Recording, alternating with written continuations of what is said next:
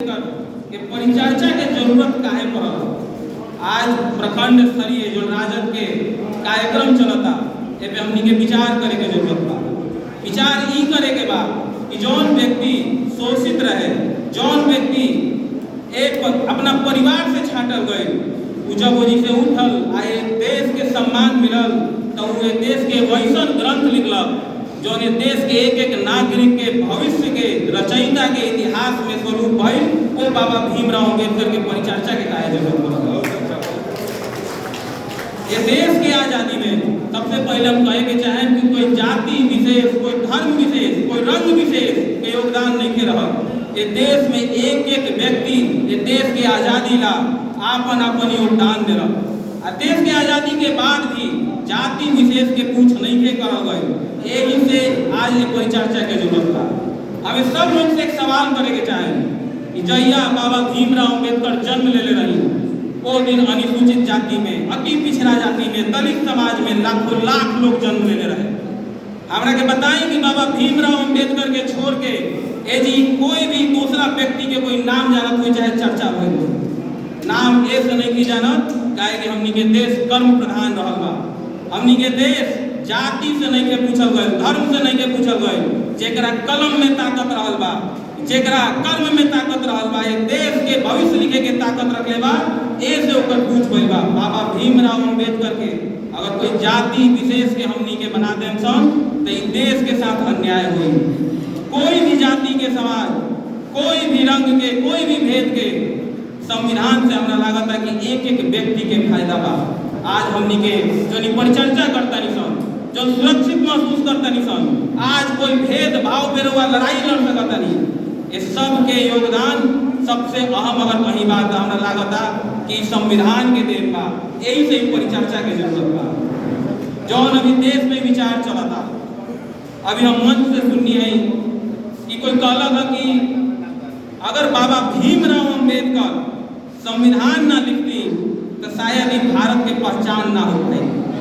हमरा कहे के बा कि शायद बाबा भीमराव अम्बेडकर भारत में जन्म ना लेती तो शायद उनका पहचान ना हो पाई। ये देश के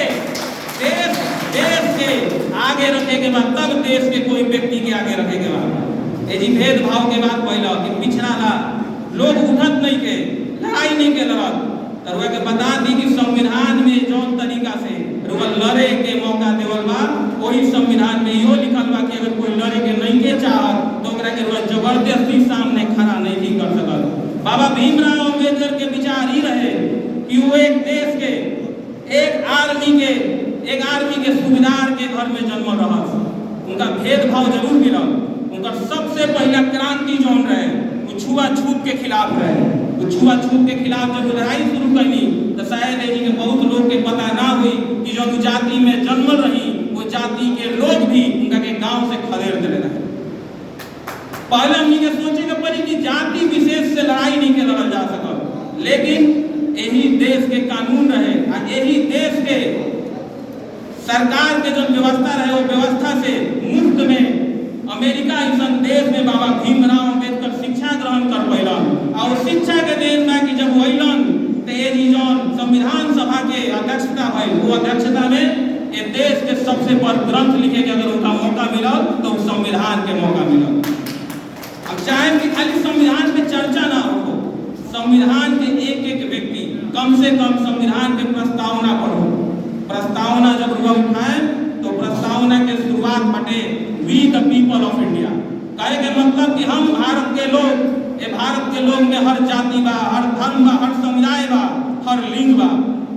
तो जब हम भारत के लोग बाबा भीमराव अम्बेडकर लिखलन तो हमरा ई नहीं के बुझात कि आखिर उनका के एक जाति पे ठप्पा लगा के आए कोना पे हमनी के काहे करत रही सन।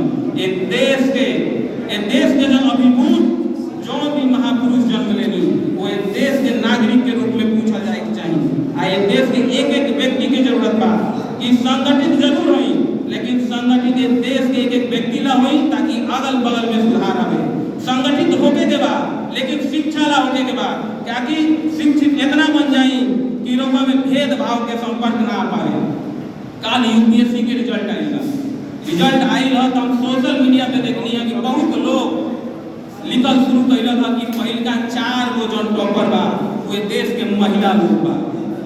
हम पूछे के चाहत नहीं कि रउआ अपना घर के बेटी के कहाँ पढ़ावत तनी, रउआ अपना घर के महिला के कहाँ जगह देता तनी? का भेदभाव ना हो, खाली लिखला से ना हुई कि भेदभाव समाप्त हो जाओ। भेदभाव समाप्त करेला पहले रउआ अपना घर में लड़ाई शुरू करे के पड़ी। रउआ सोचे के पड़ी कि जौन संविधान एक एक व्यक्ति के स्वतंत्रता के आजादी देता, एक एक आदमी के ये अधिकार देता कि वो शिक्षित बनो, स्वस्थ बनो, आ ये देश ला जागरूक बनो, का ई लोग अपना परिवार में लागू करत नहीं। हमरा लागत है कि अगर अपना घर के कोई के बेटी के पढ़ावे को हुई तो छपरा पटना से बाहर सोचे से पहले घबरा जाए कि हम मुझे भेजी कि ना। लेकिन अगर अपना बेटा के पढ़ावे को हुई तो हमरा लगता है कि दिल्ली मुंबई कहीं भेजे को हुई तो एक बार भी ना सोची कि जाके जी रही कैसे अपन व्यवस्था कैसे करी। तो कहीं भेदभाव ना हो। यही से कहें कि संविधान के पहले पढ़ल जाओ और संविधान में देखल जाओ कि जाति विशेष पे बात वही जी बात जहाँ जाति में छुआछूत बा, छुआछूत के दूर करेला लिखल बा, बल्कि वो छुआछूत के विरोध एक जाति के एकत्रित करेला नहीं के करल गए। हम कहें कि अगर वो शिक्षित बन जाए, आए देश में कहीं पद प्राप्त करें, कहीं भी हो सकता, और वह पंचायत स्तरीय हो सकता, वह जिला स्तरीय हो सकता, देश स्तरीय हो सकता, तो देश के एक एक नागरिक सही पूछ करी जैसे बाबा भीमराव अम्बेडकर के दुनिया में इतिहास लिखल बा। आज हमनी के बैठ के परिचर्चा करते हैं। सर एक साथ बहुत बहुत धन्यवाद।